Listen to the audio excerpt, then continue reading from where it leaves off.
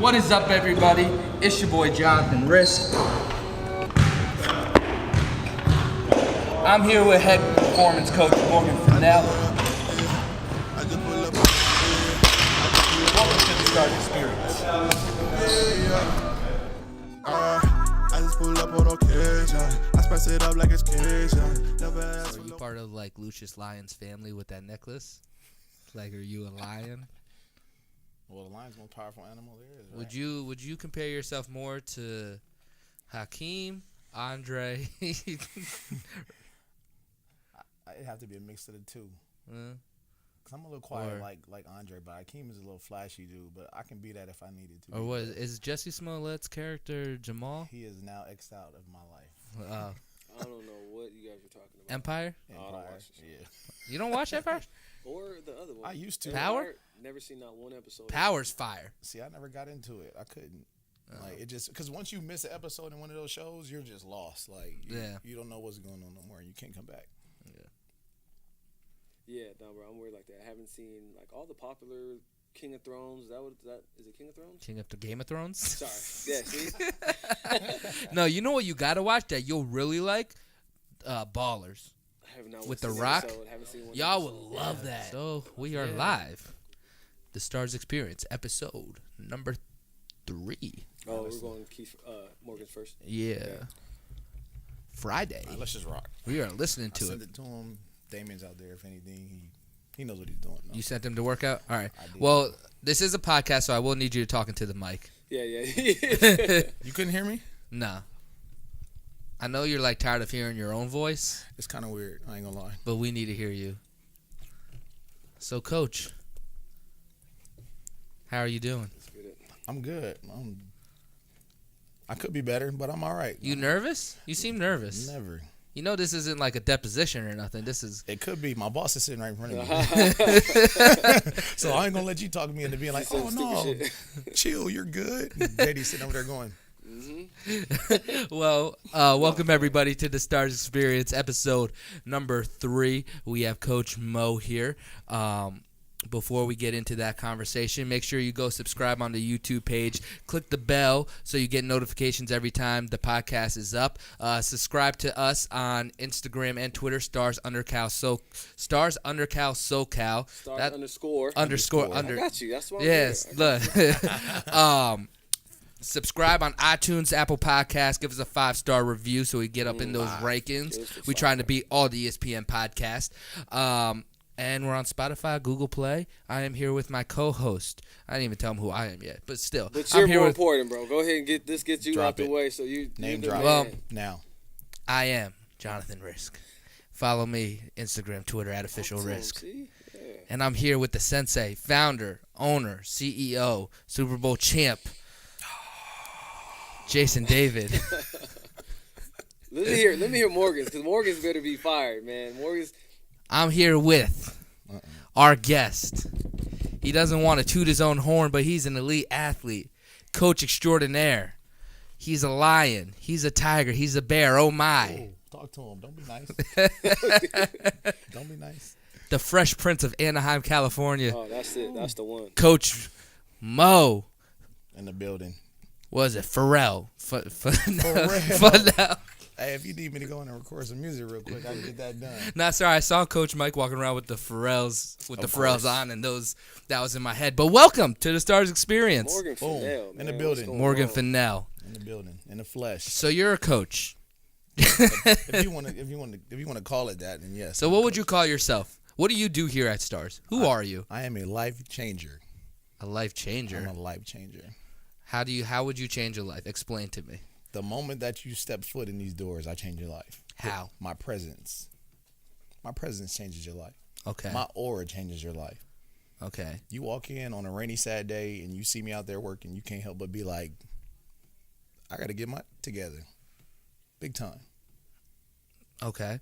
And if I don't come here with my together? Then you need to go on follow stars underscore Straight up. SoCal You learn something. huh? and pick something up, because that's the only way that you're going to either learn something or you're going to be invited to come and learn something.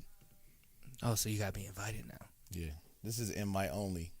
Okay. Because you know what? IAFE. What's it stand for, JD? Go and tell him.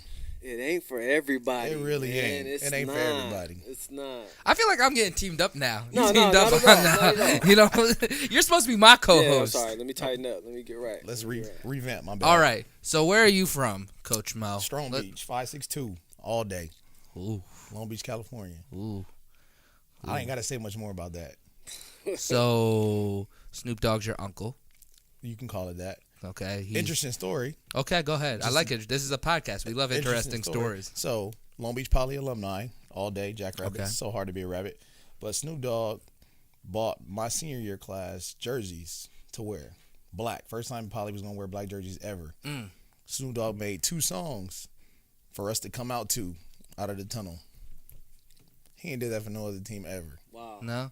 Do we have any of those songs? Oh, God, We can look those up. You can look those up on, What on are YouTube. they called? They're called. No, that's not the one where he's like beating the pads. Or maybe I'm thinking, okay. It's called Green and Gold by the Twins. Type in the Twins featuring Snoop Dogg.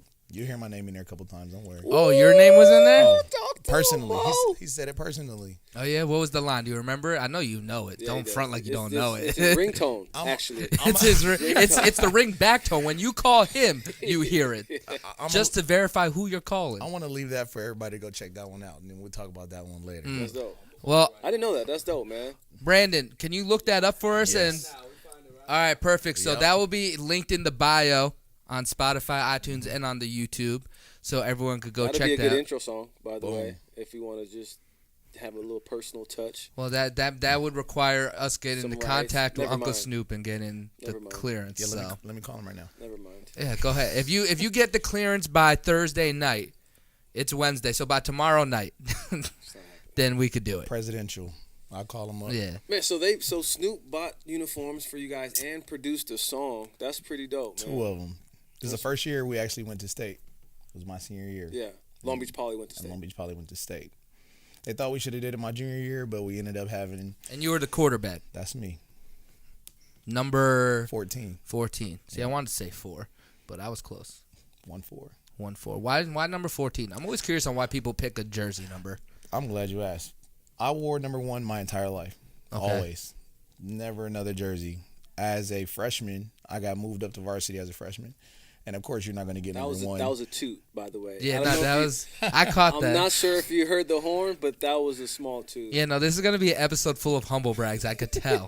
I'm humbly telling everybody. Okay, so I got moved up as a freshman. Wasn't going to give me number 1. Of course not. Whatever, cool. They gave me number 14. So, moving forward, everybody knew me as that kid 14. So instead of going back to the number 1 when I moved up my sophomore year to varsity, by the way, never played junior varsity ever in my life. This episode's crazy. I decided to just stick with the number so the teams will remember who they saw on the sideline as a freshman and remember that was that same kid. Okay, what are some of the schools you played? 'Cause I'm gonna do my best this whole episode to try to humble you back down to earth. Because you're on my show now. So let's just talk about playoffs because league really didn't matter much. Okay. Preseason really didn't matter. Preseason mattered a little bit. Senior year, we played against Miami Northwestern, Teddy Bridgewater's team, and mopped them up. Okay. Just to say. Played against the number 1 team in Ohio, Glenville High School. Steve Harvey's alumni. Shout out to Steve. I love you. But mopped them up too. Other than that, nobody else really mattered besides the playoffs. I would say, Mater Dei and Servite and all them, but they never really made it far enough to meet us up there. That's about it. We played against, St. Bonaventure, mopped them up. Who was that other team? I said Bishop Amat, St. Bonaventure, Newport Harbor was actually pretty good back then, but they had to get dealt with too. Who is the best defensive player that I've ever played against? that you played against? That the listeners to the Stars Experience. Humbly saying, there was no better defense that I've ever played. God. Okay. You probably knew that was coming, though. You teed him up. Yeah, I knew. I had a feeling something sharp was coming. I mean, the way he took so long to answer, I thought he was digging through the memory box to see at least. I was trying to think of who He was got. trying to make it look like he was. I was trying to think of who got a piece of me, and nobody really ever got a major another piece of one. me like that. How many interceptions did you throw? Like, give me a Jesus. Yeah. Well, What was your worst game? I can answer that too. We didn't throw the ball enough for me to throw interceptions. Oh my God. So there we go. We got one. Wait a minute. You still got invited though to the Elite 11 despite not throwing the ball much. How does that happen? 707 champ. You're the 7-on-7 J. I was back then. I mean, shout out to my man Matt Barkley because he came out with me, and me and Matt used to go toe to toe every summer in Poly versus Mater Dei, and nobody ever thinks that Poly can, throw the ball. You wouldn't think that. You think they got running backs, athletes. Why throw the ball? I mean, we're talking about. I used to get stats where it was like 4 for 8, 4 for 7 with 4 touchdowns. That kind of thing. Like and not play the second half. But that was just due to, the competition level that we were playing against back then until we got to the playoffs. And then you were looking at higher stats up in the 16s and 17s, and they would call me a game manager. I wasn't the pro-style cookie cutter quarterback back then. I was the guy that came in and made sure everybody was put in position to be successful. And pretty much it. Manage the game, Mo. That's what I was asked to do. Make a play when you need to, but manage the game. Done deal. It was a wrap after that. So you're telling me you were the Tom Brady of... I wouldn't compare myself to him because, we're talking about one of the greatest of all time. But in that aspect of how to control a game and make sure everybody's doing their job and make smart decisions with the ball at all times, that was me. So I wasn't the big guy. I wasn't Matt Barkley throwing 50 balls a game. That wasn't me. I couldn't compare myself to that. But if you want to take it back in the summer during 707 where you're throwing, nobody beat us. So how does this transition to you now coaching? I'd put it in a way like this, that I knew back then what it took to get to where I wanted to go. I just didn't have the right ship to go. So now when I put it into coaching, I know what it takes. I'm going to tell you what it takes. I'm going to show you what it takes, but I can't make you do it, but I can put you in the passenger seat. So when you say you didn't have the right ship, explain that. What do you mean? So kind of just what I just touched on. You can't make it to a high D1, school throwing the ball 9 times a game. Not even maybe 15 times a game. I had probably the number 1 defense in the nation, on my team, and I had 3 running backs behind me that were the greatest. Shout out to Melvin Richardson. Shout out to Davion Barner. Shout out to Corey Westbrook. And it was easy for me. You literally could turn around, hand the ball off, and you taking chunks off the field, 20, 30, 30, 20, and then a little dink and dunk for a touchdown. Or play action and big bomb to Caden Clay. Shout out to Caden Clay. And it was never any issues with me throwing the ball. It was easier to just hand, pass, hand, touchdown every single time. So as far as the right ship, I wasn't in a pro-style offense where I was spreading the ball out and throwing it here and there. That wasn't the offense I was in. I was in a hardcore defense that stopped offenses, and it was my job to literally control the game and put the ball in the end zone when we needed to. So it was never any high-scoring games unless we're talking about Moore League, we're talking about the Millikens and the Lakewoods. Shout out to them. They're great programs, but just at that time, we were a powerhouse.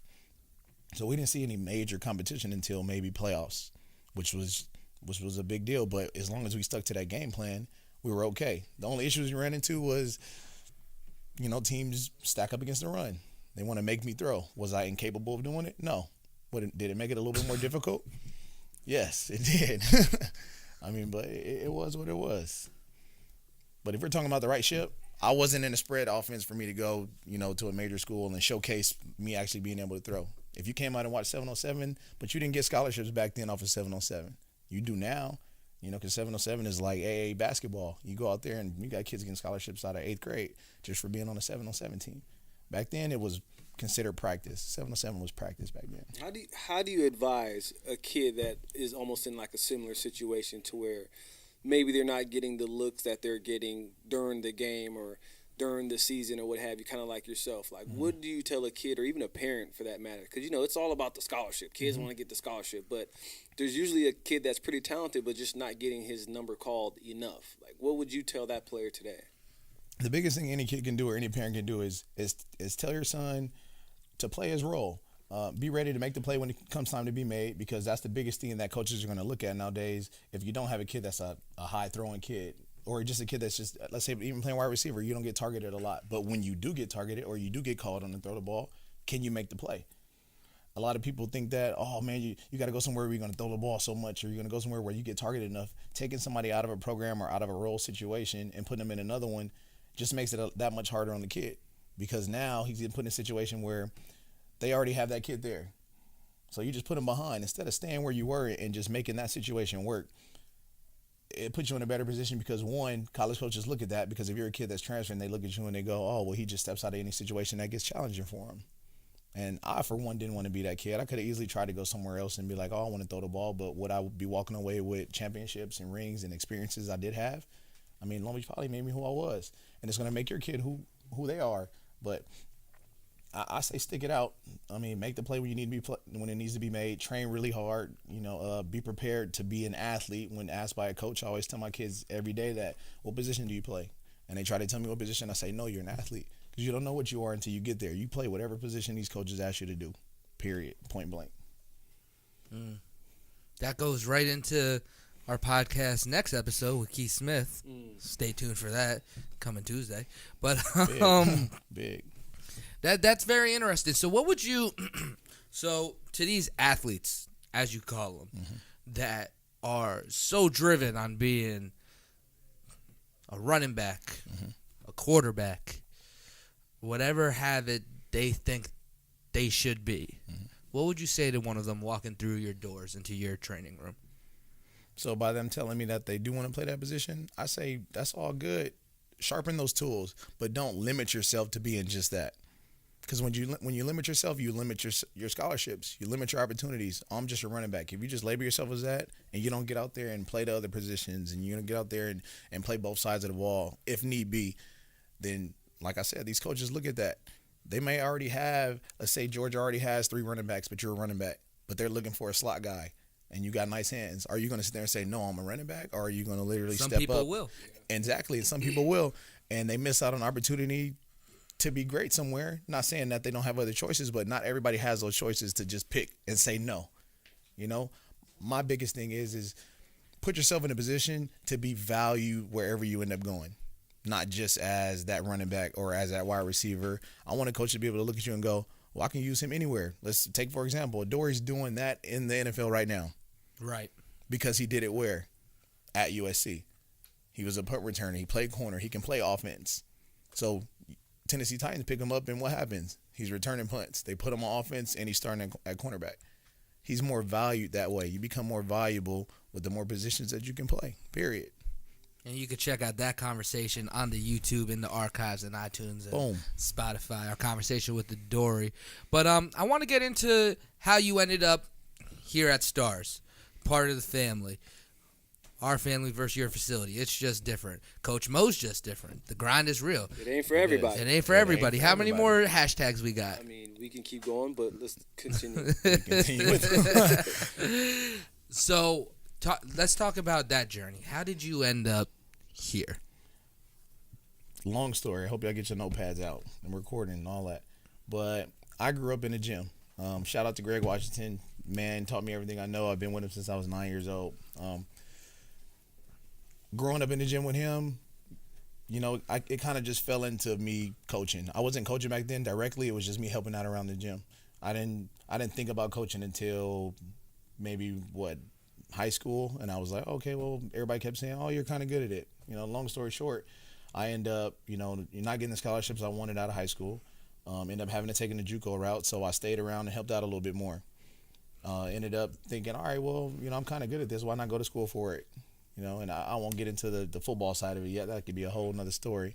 But went away to school, was going to come back and take over his facility. That was the plan since I was young. That's what he told me. What ended up happening was gym closed down. I'm stuck with a kinesiology degree that I need to use. My brother brings up Stars and a couple other places, and I'm like, all right, well, where's Stars at? It's in Anaheim. I'm like, all right, cool. I got to get an internship in order to finish my degree.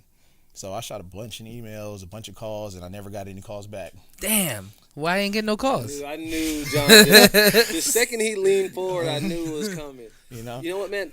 I honestly don't remember why, or even kind of seeing his resume pass through my desk or my email inbox. So, but I'm sure glad that somehow somebody in here figured it out. Do you know who figured it out? I don't know. Do you want to continue that story? That'd be good though. I'm interested. Yeah, go ahead. Yeah. So this is what happened. Called, no call back, no nothing. I'm leaving voicemail. So I get back to California, and Where were you at? I was in Mississippi, Okay. south. Were you said UJUCO. Were you at the last chance UJUCO? The founding father of Last Chance. Believe it or not, man, I played with a lot of those guys, man. Shout out to those guys, man. But I showed up. I just decided to just show up to Stars. I literally was like, you know what? I'm gonna pull up, and I pulled up one day. And as I pulled up, the same walkway that everybody enters the field, JD and the strength conditioning coach at the time was walking out, and I was like, what up? Like, I could just imagine this happening. Trust me, what up? And they're both, everybody knows JD's mannerisms is just like, who are you? Like, what up? Who are you? So I'm like, how you doing? My name's Morgan Fennell. And JD kept walking. Like, and I was talking to the strength coach at the time, like, oh, well, I'm looking for an internship. I explained him the situation. I've been calling, I've been emailing, and we decided to walk to the back. And I sat down and I talked to him for maybe about 5 minutes, and after 5 minutes he was just like, oh wow, man, like, that sounds dope, we want to get you in the building, like, maybe you can help out and shadow a little bit. So I'm like, all right, cool. I'm walking out of the building thinking like, man, he ain't gonna give me no chance. Like, the owner didn't even look at me, like, that kind of thing. And the next day I showed up and I started shadowing, some clients here and there, and it was cool. It didn't seem like I never been in a big facility like this before, but it was cool to sit around and think like, man, like, one day I can actually, like, coach in here, if God willing. And maybe like 2 weeks after that, I started off with softball, and, they kind of threw me in the mix, was like, it's your night, here we go. And I never forget that night, because I had maybe about 80 softball girls on that field at once, like 80, literally 80 softball girls. And coach was just like, all right, well, they're all yours. And I was like, wait, what you mean? Like, all mines as in, like, you want me to take them through the entire workout? And he was like, yeah. So started with the warm-up.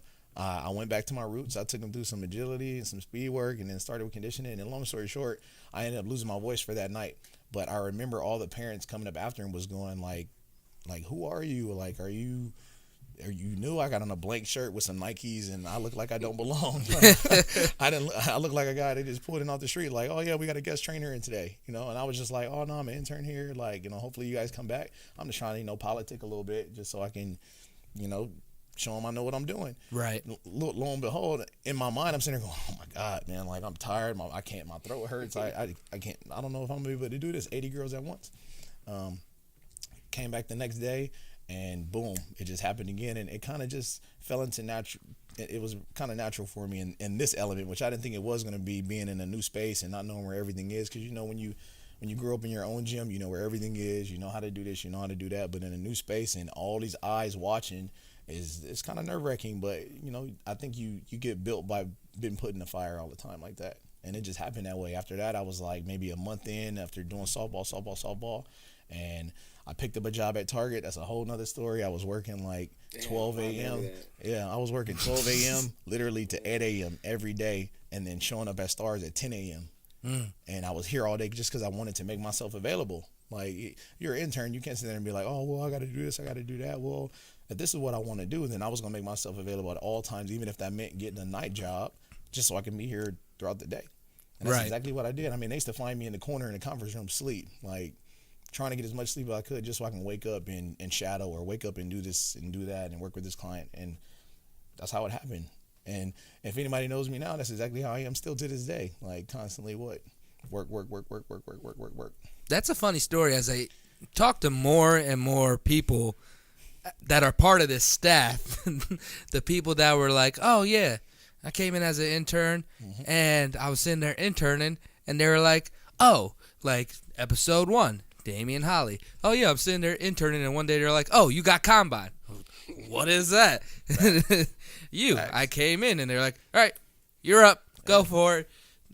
That's not, to me, that's the best part, though, man, when you can kind of see somebody under pressure, and then you get to learn a little bit about who they are. Well, it's like a diamond cooker. Like, pressure. Yeah, pressure's either going to make a diamond or it's going to make dust because the diamond's gonna break. And you learn real fast, man. Like you've probably seen this kind of in your job right now, or some people just aren't built for it, and we want to get rid of the people who aren't built for it. Like if you're part of the Stars family, we'll recognize really fast, and not just myself, but everybody else, because he's been through that pressure cooker and that fire. He knows now whether it's an intern or a new coach. He probably can tell a lot faster than I can. This guy's going to make it, or this gal's not going to cut it. So I mean, I like it. That's the best way, in my opinion. I mean, I even call myself an intern at one point. Like I used to be out there on the field with 80 girls when we first opened, not getting paid, yelling and screaming. You know what I mean? So the good part is I know what these guys go through when they're out there trying to give their best to a lot of these kids that sometimes don't listen, or sometimes want more and more work. So I love it, man. To me, that's the best way to try to build a team, build a staff. Oh, it's an experience unlike any other, and I think the qualities that each individual brings in, because nothing's perfect, right? Every God made us all a different way with our own unique attributes and abilities, and the fact that somehow, by the good graces, you've managed to put together a place, and every time there seems like a piece missing, one of those pieces walks right through the door that has that attribute that the place is missing and just fits right in. It blows my mind, and it's quite ironic and just crazy and baffling. And I'll let him tell it, but not everyone that walks through the door is cut out for the Stars team. And we're all okay with that. And we understand it, and we try to be honest as much as we can with people around here because they deserve it. But we've also had some people walk through here where they may have thought they could be a part of the team and thought they were it, and it just didn't work. So let's pull the curtains back a little bit. No names. And if a name slips, post-production, I'll bleep it out. No worries. Should not be named. Yeah, if there's a name, Brandon, make sure we time it so I could edit it later.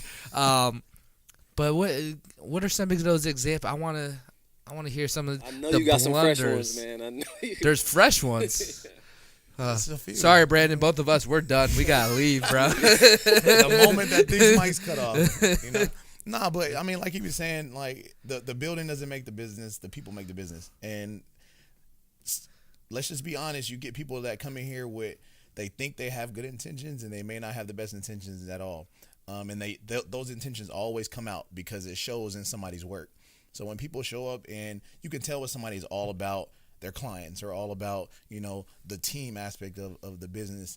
And it may last maybe a week. Some people show after a month. Some people may even take a couple months. And to be honest, I look for things like that. If you're a people watcher or you look for characteristics, and not to compare yourself, that person always to yourself, but you can kind of tell if somebody comes in here and they're kind of just like, oh, I'm here just to walk around or just to kind of go through the motions, and those people never last. Also, those people that come in here, and because we're always so known for NFL players or professional athletes, period, or elite college athletes, some of them slip up and say right away, well, I want to work with the professional guys. Anytime somebody comes in here and says that right off the bat, they never make it. Yeah. Let's just be honest, because now I know there's a lot that comes with working with professional athletes. But to think that you're going to come here and I'm going to say you got the professional guys today, you must be crazy. I'm sorry. Only because, like I said, we've all started as interns, so we all didn't just hop into that. We all just didn't hop in and be like, yep, hey, we're working with the NFL guys today. We know what comes with that territory, but we also know that you got to work your way up to that. In the words of Meek Mill, there's levels to this. There is levels. Yeah. I'm sorry. Me and Damien, for example, interns, right? So we knew what it was like to come in here and not have anything branded on, to clean each and every one of those dumbbells, to clean all those racks, to put all those weights on straight, just to do it. It wasn't because, he told me to do it and I'm getting paid for it. It was because it had to be done. And that's always my number one rule. My number one rule with all my interns is do the right thing. If you can walk out on my field and see a bottle sitting right there or a band, and it's out of place, and you can just walk by it, you ain't gonna make it here. My dad says that to me all the time. Do the right thing and good things will happen. Always. Yeah. It's inevitable, like that good things come to people who do good things, like, period. It's what's that commercial that they do nowadays where they pass it on, be kind, pass it on. There's a movie. Coca-Cola. Is that Coke? Yeah. There's a movie like that too, Pay Forward. Right. That's a good movie. That movie made me cry. Oh, man. Somebody get this man some Kleenex right now. He's about to have a reminiscence. Hey, man, look, sometimes we're sensitive. Another quote that that my dad told me growing up that I try to live by is it's all about results. Right, that's a good one. Whenever I wanted something, training growing up, I want to go to this competition in Miami, or I want to go over here in Chicago. That big. Well, what are the results? Mm-hmm. Have you put in the work to get the results to get you there? It's like, well, no, not yet. He's like, well, then why are you talking to me? Talk to me when you get the results, because the results are what matter. I don't care. Like, you could be in here working every day, and that's good, but if you're not putting out good results, then the work doesn't really mean much. There's no weight to it. So I want to transition that into the same thing you're kind of talking about, these prospective employees, interns, whatever you want to call them, that are coming in, and their intentions are good, but the results aren't there. Right. Are there experiences of people like that coming into the Stars where they're ready, they're coming, but there's no results, there's no oomph behind them? Big time. And I always break that down into 3 categories when I judge my interns when it comes to the work aspect. And it's always do something, expect nothing, and blame no one. Are you doing what you're supposed to be doing? Can you answer that question, yes or no? Are you doing it because you're expecting something from it? Or are you doing it because it needs to be done? And are you blaming anybody for things not getting done? That's huge for me. So we've had a lot of people that come in and just think, oh, well, if I'm doing exactly what Mo told me to do, just enough, is it going to work for me to get to where I need to be?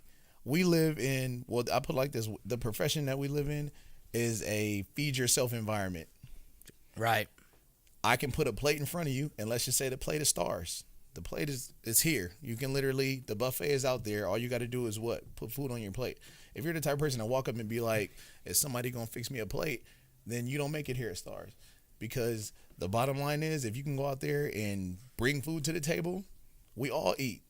And that's been my mentality for it all. And I try to tell everybody that comes in here is, I don't want to have a TV stand dinner where I'm just eating by myself at the table. I'd rather have a Thanksgiving table where everybody eats. And when you come in here and you can't add something special to the family, you can't add hard work to it or your own unique niche, then you don't make it. I don't want you to be me. I don't want you to be Coach Mo. I don't want you to be Damien. I don't want you to be Chanel. I want you to be you, but you got to find a way to add to this family. Otherwise, you can do exactly what we've all been doing, but we don't need another one. Yeah. We need somebody to bring something that's going. He's really preaching right now, and it's really good to hear, because it's, I think it's the mentality that's shared amongst the entire team, and it's not just Morgan, but what he's saying is bigger to me than just here at Stars. Like, that's got to be the mentality for any business, anywhere you go in life. Right. Like, are you adding value, and is the value that you're adding a huge contribution, or is it a little one? And that's really up for that individual to determine, because we open the doors, and if you're good enough, trust me, if you're good enough to last, even just somewhere else, let's not even talk about Stars right now, but if you bring enough value, you'll be around. And if we're talking about Stars, if you bring enough value and you're a good enough coach and you can do all the intangibles, all the things that Morgan's mentioned, you will be here and will be here for a long time. And people will love you here, because they've all, like he mentioned earlier, have been through that intern process. They know what it feels like to not have Stars gear. But this rings true to just life. Like, to me, what he's saying is bigger than just being a team member at Stars, man, which I love, because he is a member of the family. So I know that this is shared throughout the building, but this is big, and I enjoy kind of hearing his take on, what it took to get here and what type of people we like to have here.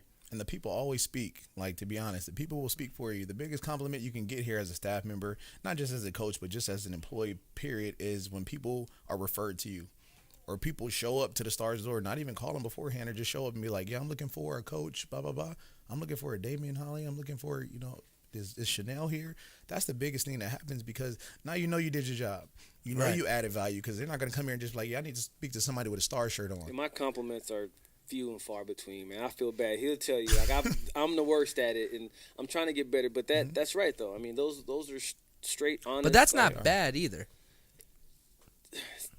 It's good and bad. It's only bad if if you thrive off of that. Right. It's only bad if people Yeah, thrive because off not of everybody. Not everybody. I'm about to show them. I'm about to Right. improve. Yeah. Like some You people know what I'm need saying? that path. And but I like this conversation too, because there might be a lot of people watching or listening right now that might not be looking at stars, but they're in their own job, right?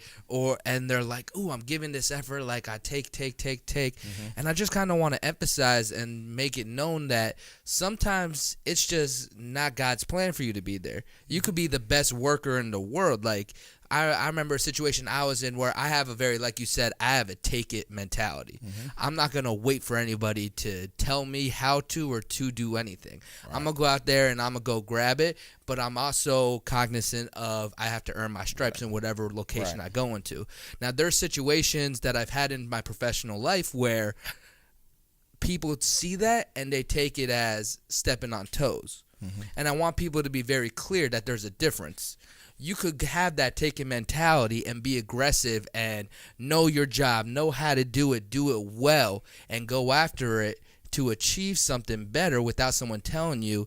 And it's not the same thing as coming to a place cocky or overconfident, knowing like you know the whole world when you don't know jack, and, you know, kind of messing with some wrong people or rubbing some people the wrong way. I hear what you're saying, and I think to that, you also got to know the environment you're in. Like maybe sometimes that environment might, or that attitude, that persona might not work in certain industries. But I'll tell you what, bro, if that happened here and somebody was like, "Yo, I'm in here trying to win it," we gonna let you. We gonna let you. I'm gonna win, let you man. rock. Yeah. I'm gonna let you rock, and I'm gonna see if you gonna actually show me that execute. you here to the win results. You talked about pops, right? The Right. results. We'll see eventually. Over time, we'll be able to see. So. Yeah, the results speak for themselves in any work environment. But here specifically at Stars, you know, you worked your way up from being an internship. I want to know, I want the inside look, kind of your perspective when you got sat down and you were kind of made it aware that the work ethic you put in, working those night shifts, coming in, napping in the conference room, you know, getting those referrals, when all that culminated. Yeah, all that when it all rounded itself out to the one moment where they're like, "Hey, here's your star shirt. Right. Welcome to the family." Where you literally earn your stars. Yeah. I had a few of those conversations, but the first one happened where I turned into a bigger intern. So I interned a little bit where I shadowed a little bit, and then I got the invite to intern during my first NFL combine prep. Okay. My NFL pre-draft prep. Yeah, that's the big leagues. That's the big leagues right there. So in my head, I'm thinking they're trusting me to be around, you know, these guys that they're preparing for the NFL, which end up turning into NFL guys. So I'm around some pretty top dogs. So the fact that they see enough value in me to put me in a position to either break or make this Stars name is a huge deal. And I don't even think people realize that. Yeah, it's cool to be around these guys and train them and everything, but it's a bigger thing at stake. Like, so that day I got a chance company on you. It's bigger than, I always tell people, it's the brand behind it.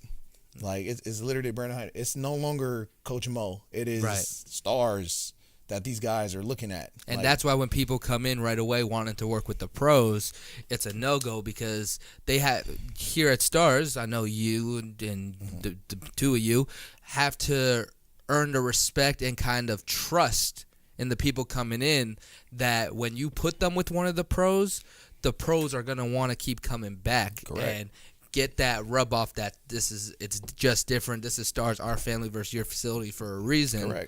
Where it's not like any other facility, and it's not going to be one of those scenarios where they're not treated as a family member. I feel like this. You're not going to bring somebody into your family that's not going to represent your last name right. I guarantee that. If your siblings are about to marry somebody and you don't feel it's right for their family just because they're not acting like a Fennell, are you going to sit back and be like, "Oh, we're going to let them rock"? Oh, no. My mom and dad have had plenty conversations with me over. Like, come on, she's not right for you. But that's where we had those conversations. How many conversations we sit down and have people, "Hey, man, bro, you got a couple chances to fix it now. Like, you get it together a little bit." But we don't even put ourselves in that position. We give a guy a chance to make or break it with a smaller scale kind of a situation. Like, we put them with, let's say, like one of our softball groups, which is not to say that they're not important, but I can put you in an environment where I can help you and see what you're going to do with it, rather than you messing up with an Adoree Jackson, which would be a huge deal, because then we're talking about injuries. We're talking about knock on wood, lawsuits, but I mean Right. that's a big deal. I can't let that happen. So I'd rather you put you in a situation that isn't as big where I can step in and still recover, rather than to put you over there with somebody and mess up and it's like everything is lost now. So it's stumble and stay on your feet rather than fall flat on your face. Right. And then on top of that, and I say we're just, to kind of negate everything, but where we're trying to put you in a situation to where, yes, we're trying to help you and get you better as an intern by doing that, looking out for you, making sure you don't mess up with bigger issues. But at the same time, it's a business. Right. And, you're an important part of the family if you are a part of the family, but the most important thing is the full Star family. Exactly. And I always tell my coaches just like this is when I put you in those situations, it's not to make you fall flat on your face. It's so you can find your own voice. Right. Everybody has a way of conveying their own message. And I can't put you out there and you try to emulate me. I don't want to step out there and just watch me. You're not going to learn anything from that. I'd rather put you in the fire, let you learn, let you find your voice, see how people can react to what you're saying, and then let you fall on your face. Because when that happens, I'm right there. Oh, hey, and I'll talk to you after. Hey, we're going to do this a little better next time. I like the way you did this. I like the way you did that. But the issue with just people nowadays is they're constantly comparing themselves to everybody else. Right. So when you got a coach like me in front of you and I'm yelling, I'm doing this, I'm doing that, that's my way of conveying my message. And some people respect it. You can't go out there and do that same thing if you can't really put that full, that's me into it. If it's really not you, then what, you're faking it until you're making it, and fakers never make it here at all. And we have people that literally will call you out on it. And that's the biggest thing about being here at Stars is everybody has their own way of conveying a message, but it's them. Right. It's not me being, I got to put on this in order to get this message across. No, you convey a message how you convey a message. And those that know that's just you being you. Can that be a bad thing sometimes? Yeah. But in the family, you know what I mean? Like right. you understand those dynamics, and right. you don't take anything personal. Right. Which it's not easy to arrive at that point. But what we've been able to build here is like, hey, we understand what drives Morgan, what makes Morgan upset. We know what makes Connor or Eddie right. or Jessica or anybody who's part of the team kind of what rubs them the wrong way, and we just we don't avoid that, but we understand if we were to get rubbed the wrong way to not take it personal. Right. And we will call Thick you skin. out on it. Yeah. Right. Yeah. We Right. will call you out on it, which again, I love. It might not work for everybody. It's not for everybody, but it's a real sports mentality. It's like locker room mentality. I was just about to say. That's the environment that I like to have here. Right. And it doesn't work for every industry, but we want people to feel comfortable getting called out. Like, if you're not comfortable getting called out, then you probably wouldn't make it here, right? Right. But if you understand that someone calling you out is only to help better the team and better the environment, the business, I mean, you will thrive. But that you hit it on the head, bro. That's exactly the environment that we're trying to create here. Because no one wants to see a teammate fail. No. Because at the end of the day, it's a teammate. The team is a bigger thing. If my teammate's failing, my team is struggling, and then that's hurting me. Yeah, exactly. And no, I'm telling you, that's perfect, man, because it's the exact opposite too. If the team is eating, I'm eating. Right. That's the biggest mentality that I've been trying to put here, is that I want everybody to win. Because if y'all are winning, I'm winning. I may not be winning directly in that moment, but the big picture is that we're all winning at the end of the day. And it's the opposite when you go the opposite way. If you're not eating, then the family isn't eating. And if the family ain't eating, then eventually we all end up starving, you know? And I don't know about y'all, but I'm not trying to starve. Yeah. I'm trying to eat enough so I can have leftovers, or I can just be like, no, here, man, go and take that. You good. I'm full. You know, I'm trying to be full every day. Like, literally, I'm trying to be full every single day that I'm here. Now, we talk about Stars, and this is the Stars experience, and every time we have a staff member on, I go this route because I think the fans enjoy it, and people that are kind of inside the facility like to get the little laughs and everything. So I always tend to ask, let's pull back the curtain. I want your favorite story from the Stars experience, the facility. Something, it could be funny. You know, I remember Damien, what was his story about how video games, he had to give somebody an L on UFC. He wanted to bring that up, huh? Yeah, so there's a whole bunch of situations, but I want Coach Mo's favorite experience. Man, I got a few of those, man, but to narrow it down,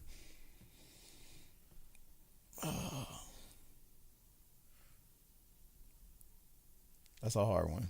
Yeah? Yeah. Just so many? Because I got a few, like whether they're funny or they're serious or they're... Well, go ahead. Boom, just pick one from the tree. It's an apple tree, just pick it. Go ahead, take a bite. There's no bugs in it. I'm trying to think of one.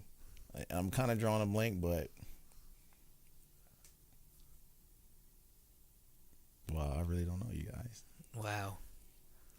You talking about a funny story. I think we're at a point where it could be anything now. Just It could be a anything. story. Yeah, just a story. Man.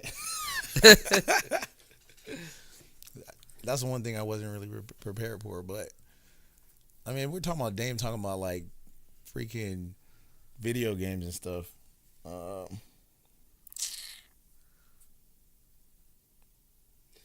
Next question. Yeah. Maybe it'll come to him during the we have to podcast. come back to that. Yeah, maybe. Come back to Maybe that. something to spark. Yeah, no. Back to your football accolades. We have a better chance of him telling us a Talking bad about play that. he did. Yikes. All right. So we have a lot of players here right now, a lot of people you're coaching. Right. Okay. If you were to put cleats on right now, how many of them are beating you in a 40? I named 2 that can beat me in a 40 right now. 2. And the rest can't. And the rest can't. Okay, so I'm going to, when you say this, I want you to know, this will get played back to them. And then if they're up to the challenge, Brandon, get the video camera ready. Yep. All right. Yep. I know for sure Dory is beating me in a 40. Okay. I give him that. And we talking about guys that are here right now, right? We can talk about the pre-draft guys that are here, the guys that are training here that are already in the league. The only other 2 that'll beat me in a 40 that are here right now is Freddie and Darren Hall. Everybody else can't see me in a 40 right now. What's your 40 right now? Beating them. Whatever that time is. Whatever it is. Because it's a difference between time and me lying up next to you. And I'm not going to let you beat me. I'm not going to let you beat me. See, everybody always thinks, man, Coach Mo, he ain't got it no more, man. I don't never make none of my athletes do nothing I don't do myself. Like, for instance, this morning, showing the guy speed work. And, oh, man, we want to see you do it. We want to see you do it. I'm like, all right, cool. And showed them how to bound. And they said, damn, you still got a little spring in them legs. People forgetting, acting like I'm like 30-something years old, 40-something years old. I'm not that old. That's an interesting take, just because as a trainer, how much do you have to stay in shape? Because you will have guys that want to test you, that do want to say, let me see you do it. Do you think it's important for a strength coach to at least not look the part, but actually be able to perform some of those exercises he's asking his athletes? I think it's extremely important for them to not only be able to do it, but to look the part. I think that's a big deal. Because let's put you in this situation. If you walked into the gym and you saw me and I was a little out of shape, a little pudgy, and not moving very well, would you really want to train with me? Right. I kind of doubt that. But if I was in here and I look like I can, at least put up, 135 on the bar, I can at least squat. It kind of makes you a little bit more comfortable that I'm telling you what to do. And that kind of takes me to a story. I got a story for you now. Oh, here we go. Okay. See? The moment. See, I told you, it's just a couple questions. Drum roll. I can't roll my R. Just because we're on that. I can't. I've never seen an air drum. just because we're on that story, or we're on that subject. So we had, after maybe a couple months here, we were going to do like a star staff, like kind of photo shoot or whatever, where we were going to get some action shots of the guys doing things and everything. And JD wasn't there. JD had left, but we were going to put 225 on the bar and put the chains on there too. So the chains weigh about 20 pounds each. So 225 on the bar, 20 pounds each, that's 40 pounds. It's a lot of weight. 265. That's a lot of weight. Yeah. Quick math. So we were thinking about, all right, take the bar off and we're going to take pictures of you getting like one rep. And everybody was sitting here testing me thinking like, oh, you can't rep that. You can't rep that. And we're talking about, that's kind of where your pride comes in, because I'm the new guy on the block. And everybody's asking like, oh, is he really what he's all talking about and everything? And I'm like looking around like, do they really think I really can't do this? And this is back when I'm fresh out of college. I'm like 225 pounds. I've been working out. I'm not that anymore, but back then I was in major shape. Not to say that I'm not now, but I was in better shape than I am now. Lo and behold, I get under the bar and I'm thinking in my head, all right, I'm going to do one rep, let him take the picture, and I'm going to be done. I decided to snap out 12 reps. Just like that. Like, just like that. Okay, just like that. I mean, 12 may sound a little high, but, I may be dumbing it down a little bit. I may hit like 16. but let's just be real. No, I was 12. I'm gonna be real. It was 12 reps. Only reason I remember 12 because I got to 10 and I was like, and I was breathing really hard. I'm like, nah, come on, you just rep out 2 more, let's go. And I died out at 12, and everybody was sitting around looking at me like he's for real. And I'm like, well, I would hope as a strength coach being here that you would be able to at least do something like this if somebody's gonna ask you to do it. Because what if your athletes call you out one day? Right. My kids do it to me all the time. My little 8th graders, 9th graders, 10th graders. Let's see you do it, Coach Mo. And I'm sitting there going, nah, man, I don't feel like doing it. But then they're sitting there going, well, if he can do it, well, I got to do it. That's really the reason why I feel like trainers nowadays need to be able to at least look the part and do the movements, because no kid is going to believe in you if you can't do what you're telling them to do. If you can do it, a kid will do whatever he wants you to, whatever you want him to do. Let's just be honest. If I told a kid, get under there and we're going to do 225, 4x5, you think these guys will look at me and be like, yeah, I'll do it if they never seen me do it before? That's just facts nowadays. Let's run this route and get around this corner. I mean, we talk about Coach Frog and JD doing position work. Right. He's done it at the highest level. Frog has taught it and done it at the highest level. You think they would trust their game in these guys' hands if they didn't do it themselves? Right. It's not going to happen. I'm not going to walk into anybody else's job that's something I've never done and be like, I need you to do this, but I ain't never done it myself. Right. Big facts. All right. Well, I know you got a client to get to, so I appreciate the time you spent with us. Where can people find you at? People can find me at, let's go, Instagram, Mo Gaines, M-O Camera's right there. Oh, M-O underscore. I was looking at the stars back there, but M-O underscore G-A-I. Mike's right there. Look, see, you're a great coach. My man is testing me right now. So, Mo Gaines, M-O underscore G-A-I-N-Z 14, or stars, S-T-A-R-S underscore SoCal, S-O-C-A-L. Hit us up. Follow me. Trying to get my followers up. My page is now not private. Ooh, this is just big. Letting y'all know. So this is a big deal for me. Page is not private. Your page being private was big. It was a huge deal, my page being private. I don't like dealing with the drama, man. You know, okay. I got a lot of haters out there. So, you know, they want to, checking where I'm at and seeing what I'm doing, pictures and all that stuff.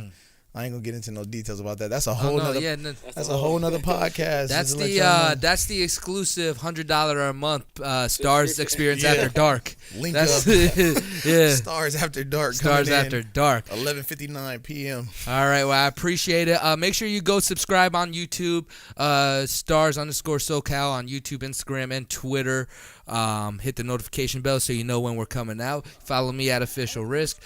Where they follow you at, boss? Sensei underscore David 42.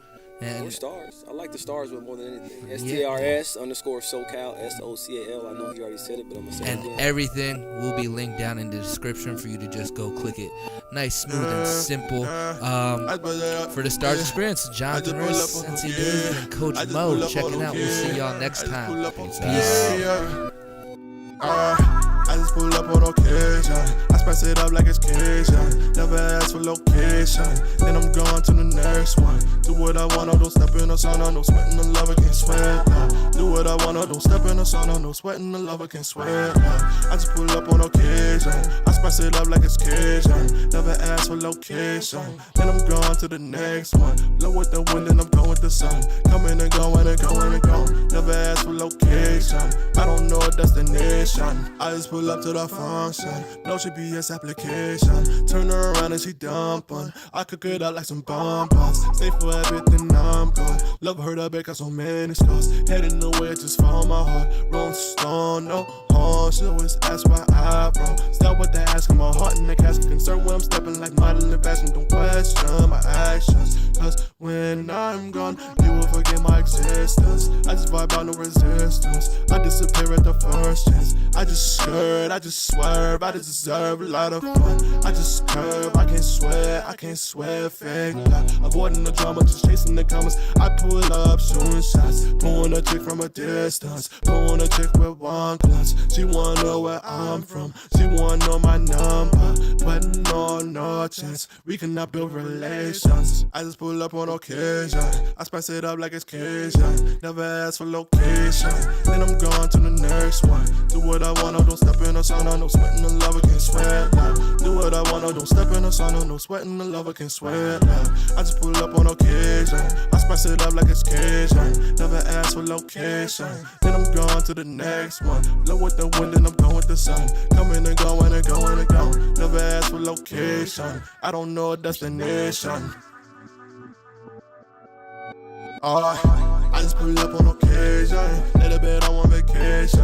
I travel home until no one. If we link up, then you won. Yes, it's a dub, lost is myself. Like that happens, we fell off. No one return, the French preacher. Practice those words that you talk. I travel home until no one. Here I'm in town, come function. I travel home until no one. If we don't talk, there's a reason. I just pull up to see if I'm back to Cali till I'm back again. Rose on the east and I sit on the west. But I'll be back, cause anyone's guess. I so love to get them back. I so love to get them back. I so love to get them back.